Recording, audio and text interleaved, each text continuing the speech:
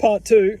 So we're programmed at a very young age. We come into this reality, we come into this expression, and then we're almost programmed instantaneously of what's going to be successful and what's going to be the epitome of failure. And then we are left to develop as of expressions of infinite possibility. We are left to be programmed within this reality, which we perceive as freedom. We perceive reality as freedom. We feel that we're free, and that anything, we feel we're free. But this is the dilemma which we're all facing, is that we're really not free unless we unlock what's truly happening in this reality. Through the programming of the mind, we are really very much encouraged to go down a certain path. And when we go down this path is almost like a perpetual state of existence, which may not be true to our unique nature or our character, the way that we feel we want to develop. We're often convinced that we shouldn't develop in this way because it's not going to bring us success. It's not going to bring us success. And we're taught success in this world is success through, everyone can understand this when I say this, but everyone's perception of success is differently. But what we're not taught, or what we're not encouraged, is success is happiness. It's happiness within this present moment.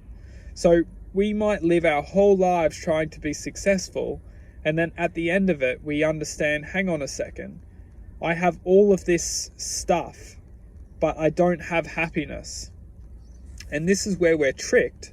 We're tricked in this reality. We're taught in this reality that all this stuff is going to give us happiness, and it's going to give us, the happiness. But this is where the reality tricks us, is that it doesn't give happiness. Happiness comes from understanding what's trying to fool us, or what's trying to take us away from the path of internal light. And that path of internal light is the guidance which we can all feel, we can all connect to. We all know it, but we went so far the other way that we've stopped listening to it. As children, we can all connect, we can all feel that guidance in us that's like, oh, I'm going to do this. But what happens is we stop listening to that guidance, and we start listening to the voices in our heads, which are not serving our best interests. A lot of the voices in our heads, if we don't establish a consistent relationship with trust, a lot of the voices in our heads are telling that we can't trust, that we're useless, that that nothing's good. It's like these voices are thoughts, frequencies, aren't the true loving self. They're entities of infinite possibility, which are just manipulating our existence, our minds, to take form in a different direction. If you tell someone who instinctively knows that this is going to be good for them, but you basically put them in a bubble, and that bubble is designed to always tell them every single day that don't listen to that trusting voice, don't listen to that self-knowing, don't listen to that intuition, don't listen to that guidance. Do this, otherwise you're going to fail, otherwise you're going to be a failure. And this is where they really get us.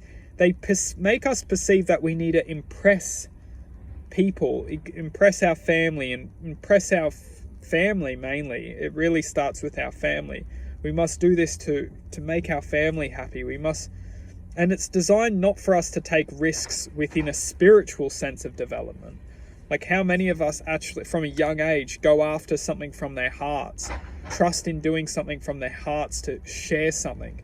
A lot of us, we get later on in lives, 40, 30, 40, 50, 60, starting to build up the courage and starting to identify, hang on a second, life isn't all about money and success. It's actually about learning to establish a connection with the intuition of oneself, one's ability to feel, rather than one's ability to only perceive.